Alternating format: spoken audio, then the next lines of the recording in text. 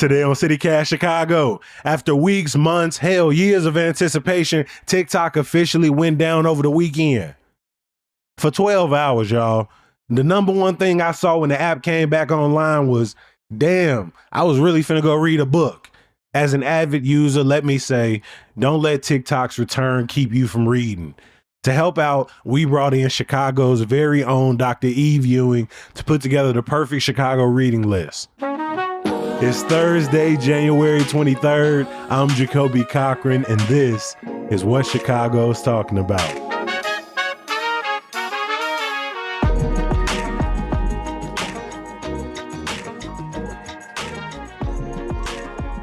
Dr. Eve Ewing is a writer, scholar, cultural organizer, and one of my favorite parts of her bio, a CityCast Chicago fan. Dr. Eve Ewing, welcome back to CityCast Chicago. Hey, thanks for having me. I was wondering, have I elevated to friend of the pod? Am I a friend of the pod yet? You are family of the podcast Yay! at this point. Woohoo! In this club, we all fam. Fam. Thank you. I'm glad I got a promotion. So since we're talking about reading, I want to start off with, what kind of reader are you? Do you read a bunch of books throughout the year and track them on an app? Maybe you read multiple at a time, and some of which will never, ever get finished. How would you describe yourself as a reader?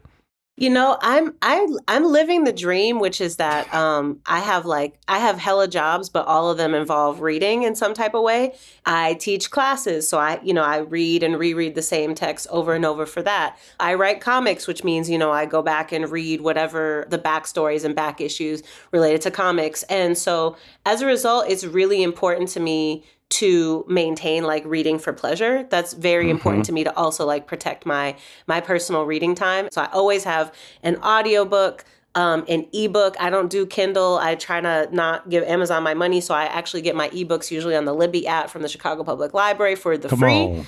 An audiobook, an ebook, a printed book, and sometimes an additional print library book, pretty much at all times. I love to always have something on me to read.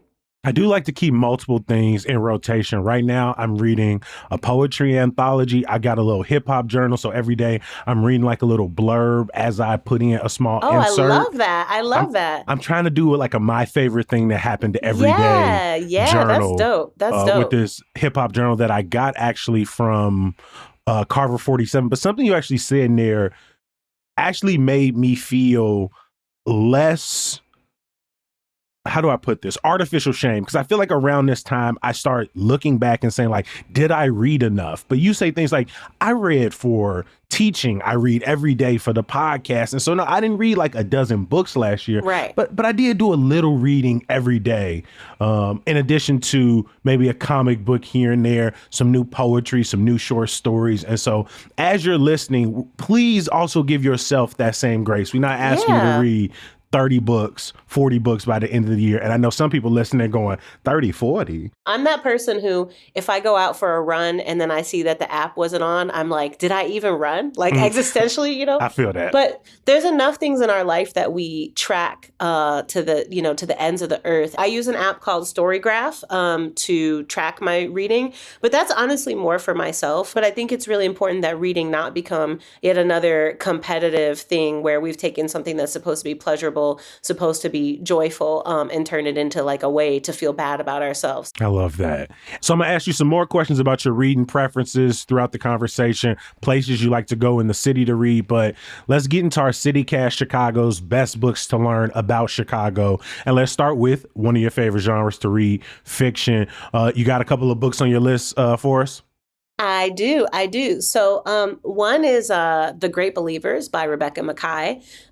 This is a book that takes place at the beginning of what will become the AIDS crisis in Chicago. And it is it's interesting. I actually read the book right before the beginning of COVID. And I think it gave me a lot of insight into the kind of human story and the psychology of why people make the decisions that they do in a public health crisis. But it's also just a really amazing portrait of, a neighborhood, a subculture, a time in Chicago that is really beautifully and very lovingly documented. It's a really lovely book. And it's one of those books that, for me, a great novel is when I finish it and I'm a little sad that I lost the person, like they're not in my life anymore. I'm not going to be in relationship with them every day anymore. And that's how I felt about, the fictional protagonist of this book. So definitely recommend that one, The Great Believers by Rebecca Makkai. So we got The Great Believers by Rebecca Makkai. You got another piece of fiction for us? So sticking with the fiction realm, this is a little bit of a throwback, but the book The Coast of Chicago by Stuart Dybek is a collection of short stories. And I'll tell y'all, like some of the books I have on the list today are to understand Chicago in like kind of a meta fashion, in the sense of like understanding the people who've influenced Chicagoans themselves. And so Stuart Dybek is an incredibly influential writer, and he is really, there's some of the aspects of his stories might feel like it takes you to another time, but then there are also going to be things that feel very familiar to you. And I think like when we look at a lot of the histories of the way that neighborhoods in Chicago have been so dynamic, so for example, like Pilsen or Wicker Park, right? The demographics of those communities are not what they used to be. There's a lot of neighborhoods in Chicago that were really shaped, especially by Eastern European immigrants, by Southern European immigrants in the earlier part of the 20th century. And so, Stuart Dybek is really kind of taking us back to that time. And just one of those really relatable fiction authors. And I think like a theme that is going to emerge in a lot of these books also is like Chicago as a working class city. This is a really great place in terms of literary community. It's a great city to be a reader. It's a great city to be an author, to be a writer, to be a literary critic. And I think part of that is because we bring a lot of our working class ethos, kind of like Midwestern sensibility to the work that we write and the way that we write. And so this is definitely a book about that. I remember I had a chance to hear Stuart Dybek read some of his fiction several years ago. And I remember it was a short story about somebody trying to get home in a really, really, really bad blizzard. And they didn't have any money for like the bus or a cab. And man, you just like feel that in your butt, when you have like, all of us have been there to that point where it's like, it's just a little bit colder than you thought it was. The sun just dropped and the temperature dropped with it. It's just one of those days. And so, he has that kind of writing that just kind of takes you to those regular moments. Before we move on to another genre, you got any other novels for us? Okay, so this is one that kind of like, is it a novel? Is it memoir? It's a little bit of this, is a little bit of that. I would call it like a memoiristic autobiographical novel. And that's Last Summer on State Street by Toya Wolff. It's a really amazing book because, again, it has that combination of a little bit of history, but also like a lot of great narrative and characterization. And it is a book about basically the plan for transformation, which I know y'all talk about a lot on the show. And it is like a coming of age story told through the perspective of a protagonist who is a young girl living in public housing and high-rise public housing on State Street. I want to say the Robert Taylor homes. Yeah, she lives in the Robert Taylor homes. And so it's a really beautiful book because it takes this really important historic moment in Chicago history that has shaped so much of the fabric of, the world we live in now. And how many times you talk about things on the show that still go back to the plan for transformation issues with CHA. But it really does it in this very personal, very approachable way. And yeah, it's a lovely book.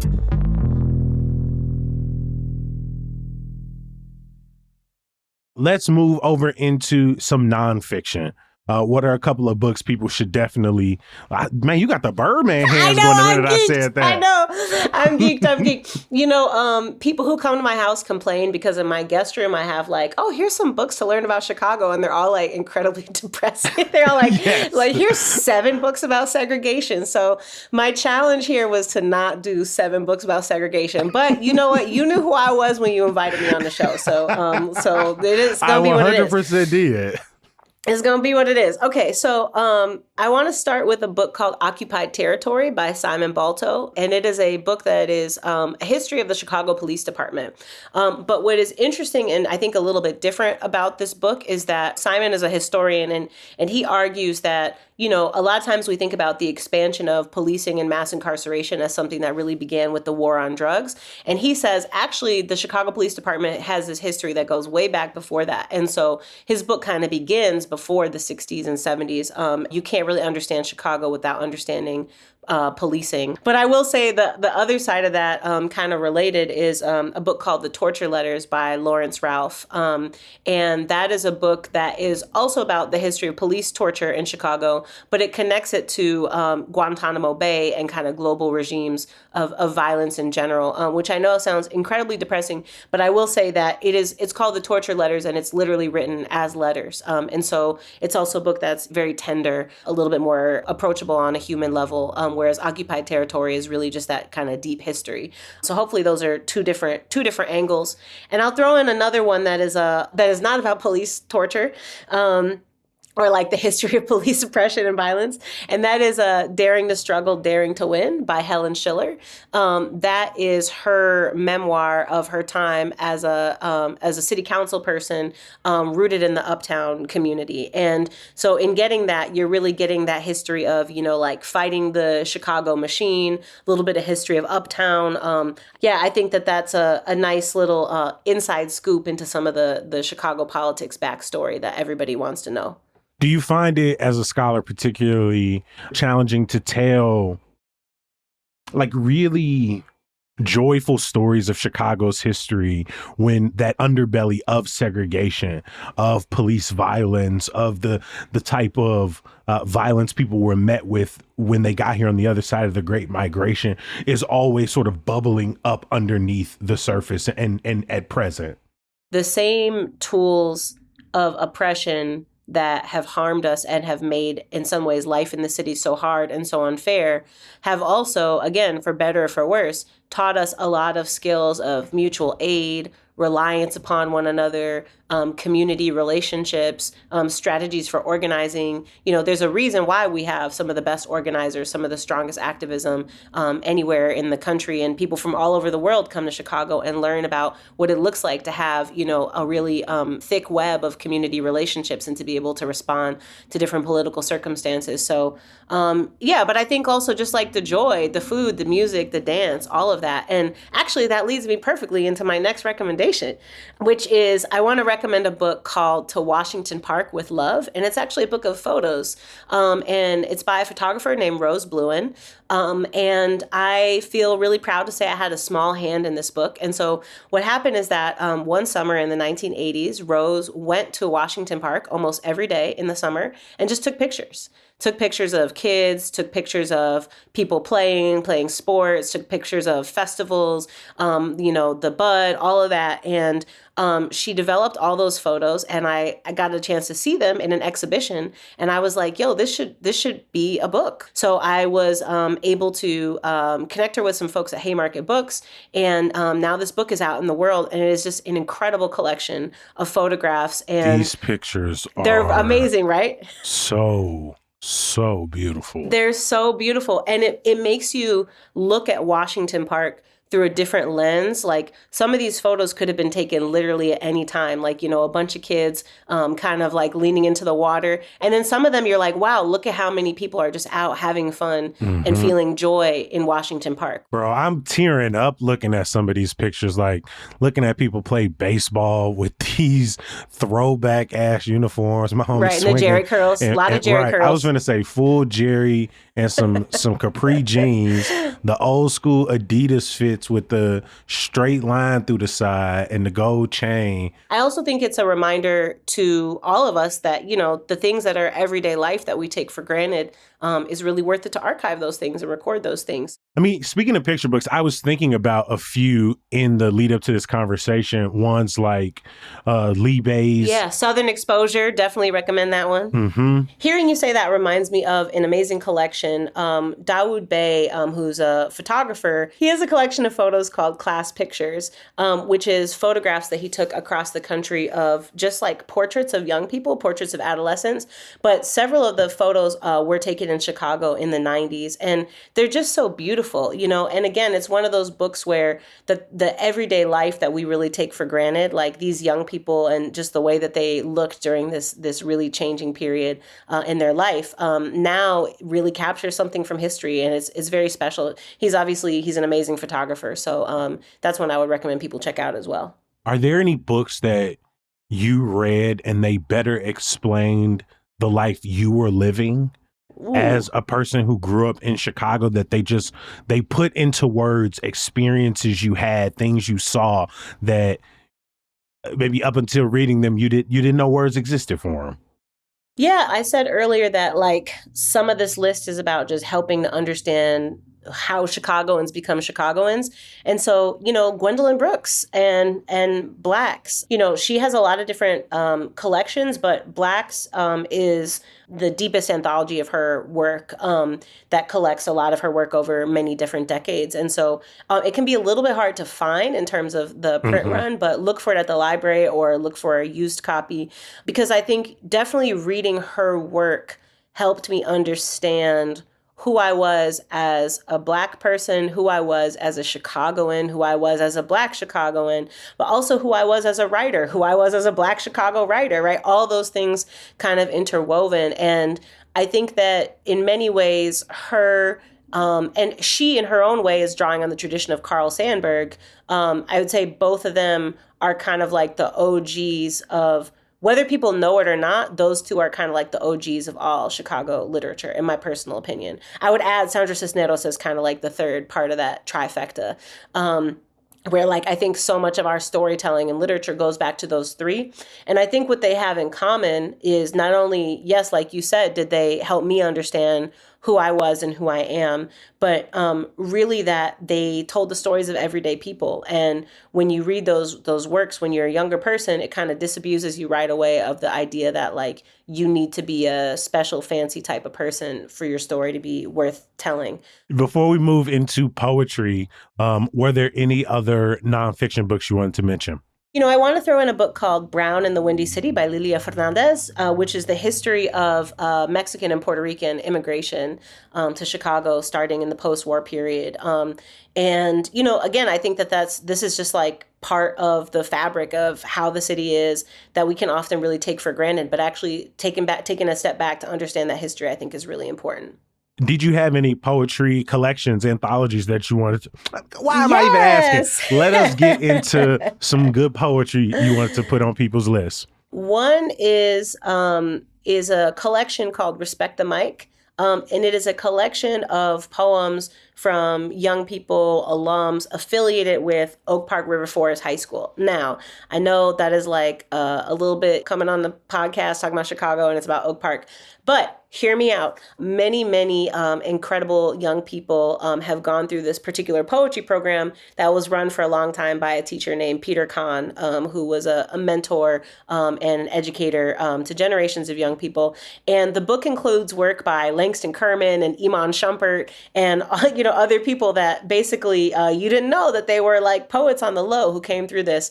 And so it's a really nice portrait of so many young people in Chicago get into writing as part of their self-expression. There's a lot of young people who are writers who then don't become professional writers, but it's still part of who they are and a big part of our culture in the city. So that's one that I will recommend. I also want to throw in Citizen Illegal by Jose Olivares, which is also really about, the kind of straddling the line between Mexican culture, American culture, and the way that Chicago kind of like synthesizes both of those through political and social aspects. It also has an amazing cover with art by Scent Rock, who's a great Chicago artist. So that's a collection people should check out. And then I'm going to throw this into the poetry pile, even though it's like poetry, it's prose, it's fiction, it's a lot of things. If you've never read House on Mango Street, or if you haven't gone back to it since you were in 7th grade or whatever, no shame in that game, but definitely worth revisiting. It's really like one of the most influential Chicago books ever written. Or if you're a transplant and you're like, I don't know what that is. Is it a book about a street full of mangoes? No, it's a fictional street. But that's a great one to check out. And then while we're in the poetry category, I'm going to slide on over to theater and just say another one that's in the like, if you haven't read it since 7th grade, or if you're a transplant and never read it, A Raisin in the Sun by Lorraine Hansberry. It's one of those things, there's a short list of things in life that like, when you really encounter them, you're like, wow, this is not overrated at all. Like, this is actually as amazing as everybody truly says it is. Like, people said it was fire, and it's fire, right? I watched A Raisin in the Sun on TV community theater, off Broadway, Oh yeah, you've seen it. university. I've seen it Somebody's done eighth by grade assembly, somebody doing the Beneath a monologue at their After School Matters performance. Yeah, but go back to the text. It just has so many amazing lines that you'll find yourself quoting it like it's The Sopranos later on. Like, in my mother's house, there is still God. Like it's great. And then it also like has these archetypes that are still so resonant, of like the bogus relative who's trying to make like bad investments and is going to squander the whole family's money, and then like the long suffering elder who's like, I'm really tired of y'all, but I can't ever like take a break because you're like trying to send me to an early grave. And then the like upstart, overly radical, one who like thinks they're like woker than everybody else because they, like just all those archetypes are still there. So we can't leave out young people in this conversation. You got any books on your list, whether it's graphic novels, comic series, young novels for young readers? Yeah, so I'm going to throw in one by Kekla Magoon. And this is a novel called The Rock and the River. It came out over 10 years ago now, I would say, but it really made an impression on me. So The Rock and the River is a novel for young readers. It takes place in 1968, right before the Democratic National Convention. And it is about two different brothers in a household. The father is really raising everybody in, the tradition of nonviolence and the spirit of Dr. King. The protagonist's brother is getting very involved in kind of radical political and social movements with the Panthers and so on. And it's just like a period in history that, I think we have a lot of fiction for young people that is about the civil rights movement. We talk a lot about the civil rights movement in the 50s and the early 60s. But that kind of broader question of, more radical political movements and what is your place in them as a young person is one that I think isn't addressed as much in fiction. So I really liked that book, The Rock and the River by Kekla Magoon. One is The Battle of Lincoln Park by Daniel K. Hertz. It is about the history of Lincoln Park, how it used to be, how it got the way it is now. And then I also want to throw in a graphic novel. You can get the graphic novel now collecting several of the comics. It was a limited run comic series called 8 Billion Genies, which is by Charles Sewell and Ryan Brown. Ryan Brown is a Chicagoan. And 8 Billion Genies is a comic series in which one day every single person on Earth gets their own personal genie. And so, like, what happens? Chaos ensues. It's really creative. It's really clever. It's really moving. And it's just a fun kind of different perspective. And the opening takes place in a dive bar that seems very much like a Chicago dive bar. So that's the other Chicago connection.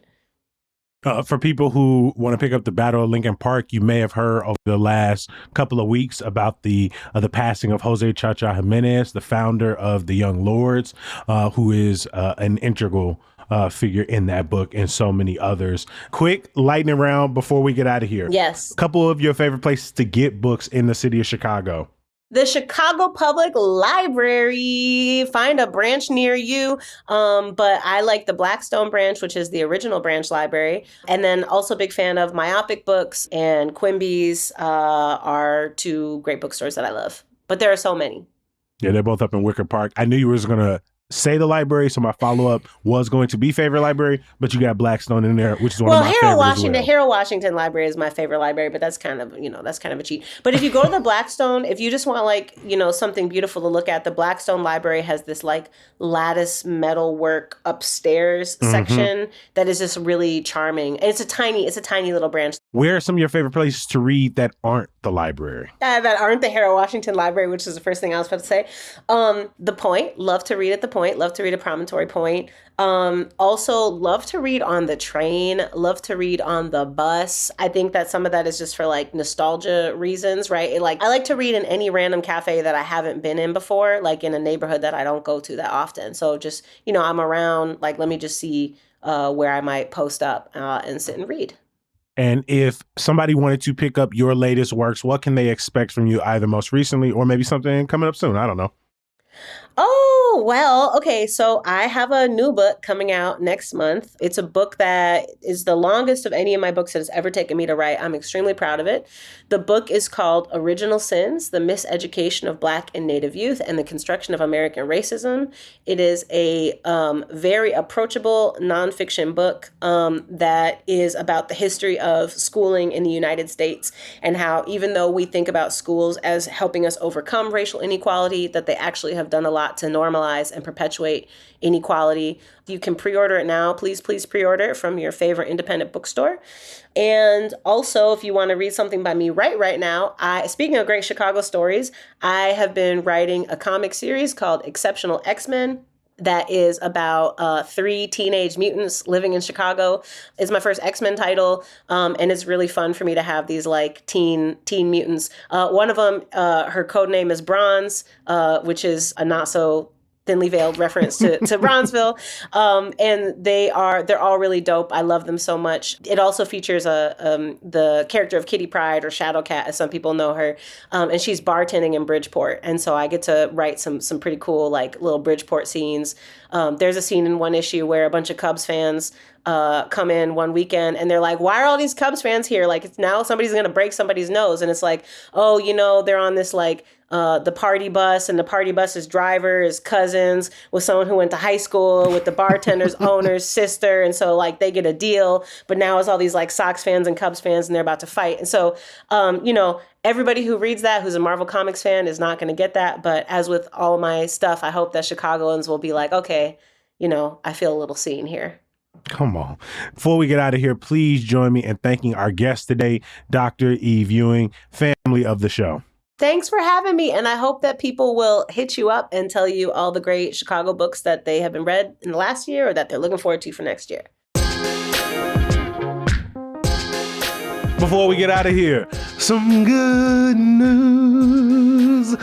Our Lived Experience, curated by Dorian Sylvain, opens at Cafe Logan in Woodlawn tomorrow night. It celebrates the voices and visions of 9 emerging women artists across multiple disciplines and mediums. I'll drop a link for you in the show notes. And for more weekend events like Smoking Cake in Pilsen, the annual Polar Plunge at Oak Street Beach, or an MLK Service Day in South Deering, lock into our events calendar at chicago.citycast.fm. Yeah, we got a little bit of everything. We can even tell you where the best place for an Afrofusion dance hall night is on Friday. Yeah, just tap in. As always, we appreciate you for listening and reading. We're going to be back bright and early tomorrow. We'll talk to you then. Peace.